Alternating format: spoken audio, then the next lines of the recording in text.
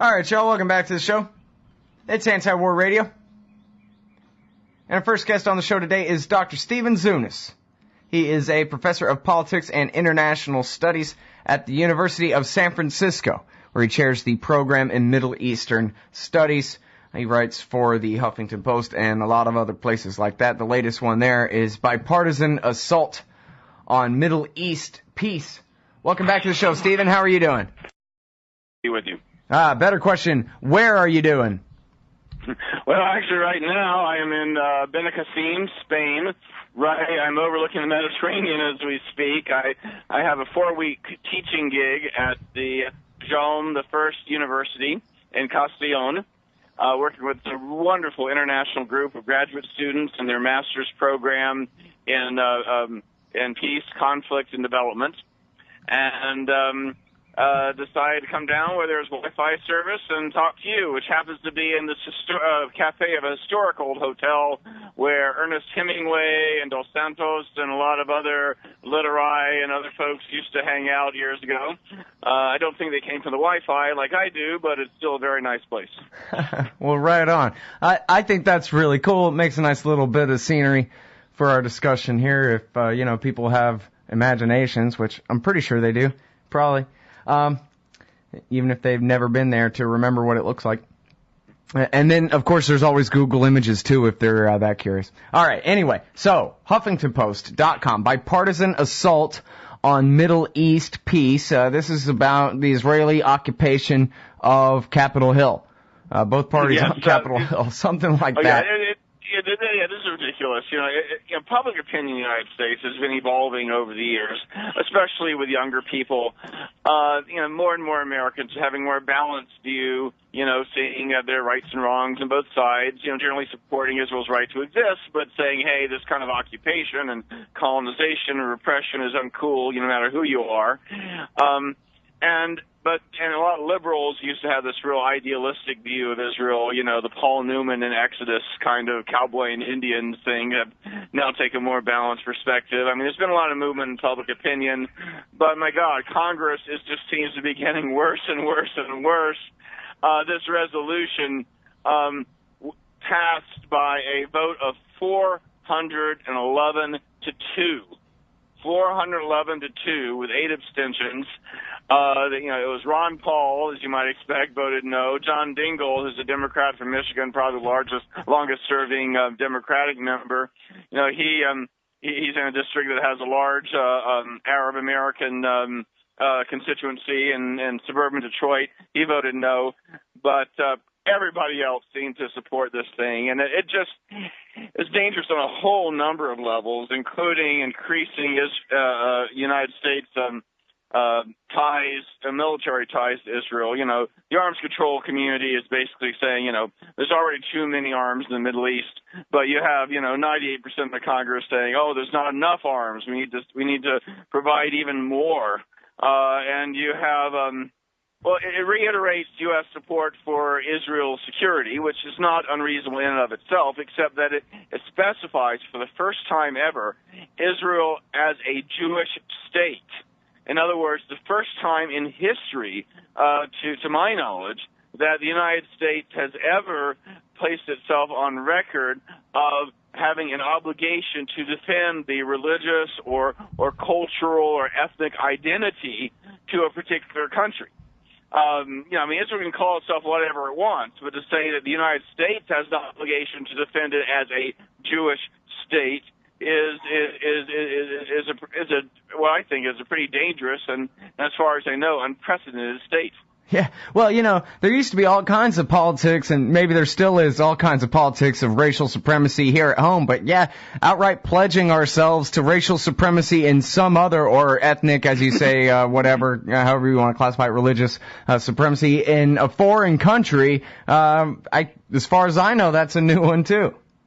And by the way, it's not all Jews live in Israel. Hey, Yeah, you know? The 20% of the population is not Jewish. This is Israel itself, not to mention the millions of Palestinians which are under de facto occupation, either directly in terms of Israeli military control or in these various cantons where the Palestinian Authority is the local authority, but they're surrounded by Israel, and Israel can tell them where they can come and go and all that kind of stuff. They're effectively still under occupation. And in fact, the resolution also related to this says the United States should press Arab countries to recognize Israel as a Jewish state. Again, this is unprecedented. The Camp David Accords with Egypt, which have held firm for 34 years at this point, there's no demand that Egypt recognize Israel as a Jewish state. The Jordanian-Israeli peace agreement, which has been in effect for something like 18 years, no demands that Jordan recognize Israel as a Jewish state.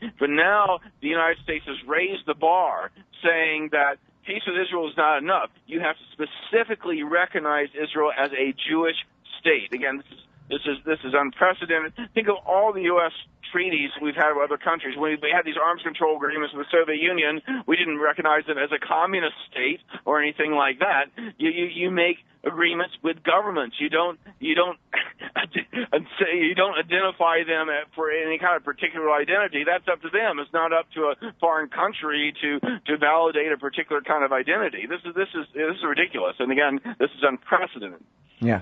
Well, you just kind of identify the problem, too, which is that all of their neighbors are willing to recognize Israel, at least within 67 borders, including the Hamas government of the Gaza Strip is willing to recognize Israel. And so they just have to keep upping the ante and moving the goalposts further back, because otherwise there'd be peace, and we can't have that.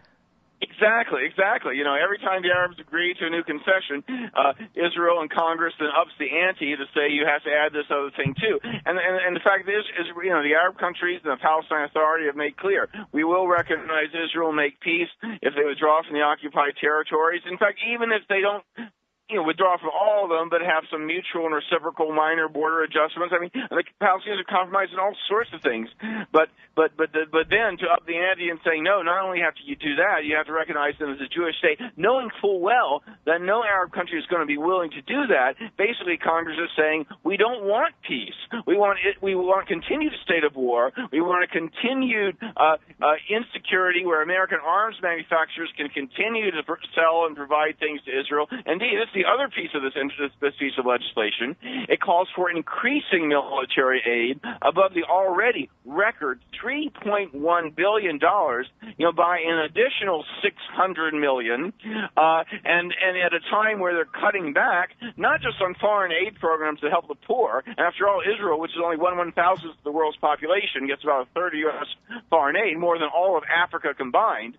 But, it's not only cutting off foreign aid for programs that actually help poor people that might need oral rehydration, AIDS prevention, sustainable development, food aid, that kind of thing. But of course, cutbacks of programs here at home. We're saying we should increase aid to Israel even further over the record amount of money that's already under Obama's budget. Yeah. Well, and here's the thing, too, and this is... Well, it's not shocking other than it's shocking in how tone-deaf these people are to their own tyranny, and that's the American Israeli Public Affairs Committee that's behind this thing and the congressmen that all went along, where they outright bemoan. I think only Rick Santorum was so crass during the Republican campaign there to outright publicly decry anything but the staunchest support for each and every one of our Middle East sock puppet dictators, even if that means, somehow coercing Mubarak or Mubarak's army to massacre the people in Tahrir Square, I guess. We cannot have any kind of Arab Spring. They just outright bemoan it. They don't even give the slightest bit of, lip service to people power and democracy over there in this thing, despite whatever Hillary Clinton likes to say on TV. This is America's real policy. All right, we'll be right back with Stephen Zunes right after this, y'all. All right, y'all, welcome back. It's Anti-War Radio. We're talking with Stephen Zunes. He's halfway around the world in Spain right now. Wrote this piece for the HuffingtonPost.com. Bipartisan Assault. on Middle East peace. Now, I'm going to be as quiet as I can and let you talk more about this resolution. I guess where we left off was where they outright complain about the Arab Spring. They don't even pretend that America cares about democracy in the Middle East at all. Yeah, this part really riled me, to be honest, because there's the opening clauses of the resolution basically bemoan that it is destabilizing traditional U.S. allies, that Iran is taking advantage of it. Here you have this movement for freedom, which is clearly incomplete. Clearly does have complications. There's a lot of struggle to come, but my God, this is one of the most exciting things that has happened in that part of the world, since forever, and instead of celebrating this popular movement for freedom, they basically put it in the light of, oh no, this might conceivably, theoretically have harm to alleged U.S. and Israeli strategic interests. Well, of course, a big part of the reason why America spends so much money and effort backing the dictatorships of the Middle East is so they'll leave Israel alone. Mubarak is the perfect example of that. So they're right to fear that, hey, if things change and the people of the Middle East actually have a say in the policy of their government, maybe it won't be what we want. We talk with Adam Morrow from Interpress Service on the show from time to time, who's reporting from Cairo about how, well, there was more pressure before and less now, but still it's a major issue about whether they're going to open up the Rafah border. Nobody's talking about, abrogating the entire peace treaty with Israel or anything like that, but when it comes to doing what Netanyahu wants, at the checkpoint there, maybe not so much. So, yeah, things might change, but still, so what are you going to do? Put Omar Suleiman, the torture monster, in charge instead to keep everybody down and to keep them from having their way when it's their Egypt, Yeah, exactly. What are we, the British or something? Yeah, exactly. It shows us, in a sense, the colonialist mindset of the of Congress. That they are. That they see, that they're unwilling to celebrate struggle for human freedom, and say that that bemoan the fall of regimes long considered to be stabilizing forces, and blaming Iran for seeking to exploit the political transition and undermine governments traditionally aligned with the United States. I assume that's in reference to Bahrain, where the freedom struggle there was brutally suppressed, by the U.S.-backed dictatorship and by the Saudis, which invaded the country to suppress this pro-democracy movement. And even though the Bahrainis' own internal investigation found that the Iranians were not behind the uprising, that was a genuinely broad-based pro-democracy movement, here we have Congress weighing in that by this 411-2 majority, implying that this and these other things are some kind of Iranian conspiracy to threaten Israel and the United States. Yeah, it's ridiculous.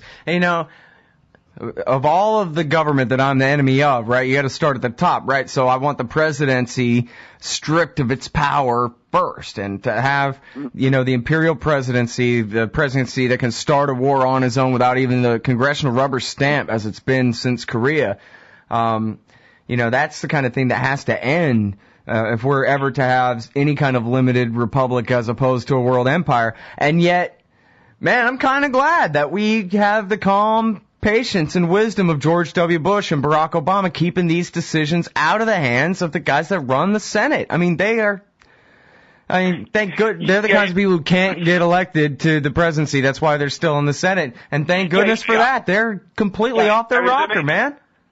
It's amazing. Just a few days ago, the Senate Appropriations Committee passed this resolution that basically called in the United States to no longer recognize 95% of Palestinian refugees as refugees. And the Obama administration said, hey, look, historically, the children and grandchildren of refugees are considered refugees. If they're not allowed to return to their own country, they are by definition refugees. But the bipartisan majority of Congress is saying, no, we have the right to say that the only true Palestinian refugees are the people who were the folks who originally left Palestine in 1948, of which there are only about 30,000 left because they're like 80-something years old now. I thought you were going to say that originally left Palestine 2,000 years ago, and right. Oh. Yeah, but it's a great way to absolve the Palestinian refugee problem, saying all the original people who left, so they who in fact were forced out, but that those who are ethnically cleansed, once those guys die off, hey, there's no more Palestinian refugee problem. The Israelis no longer have any obligation, et cetera, along these lines. So very, very convenient, for Congress to unilaterally make this declaration, and the Obama administration has actually said, hey, this could be real complicated, this could cause some real problems, this could get a lot of people upset at us, and it doesn't really make sense, this is something that should be in the peace process, et cetera, and Congress is saying, no, even the Democrats are saying, to hell with you, Obama, we're going to support this Republican resolution and push this through anyway. So as critical as I am of President Obama and some of the decisions he's made, at least in this case, he's being a little bit more rational than both Democrats and Republicans in Congress. Yeah, well, basically what's happening is he's smart enough, that's his calm leadership, is he's trying to give a little bit of a puppet show of anything like a pretended peace process here to just throw a bone to, not even a bone, a pretend bone to somebody, and then the Israel lobby, and especially in the Republican Party, they take that as, oh, look at him taking the side of the Palestinians or whatever, and freak out and attack him as though he's betraying the cause, when all he's saying is, I want to do the exact same policy, only, hey, let's, hold a conference every once in a while, and, like Condoleezza Rice, pretend like we mean to get somewhere, just to kind of, keep the Fuhrer, tamped down a little bit. That's all.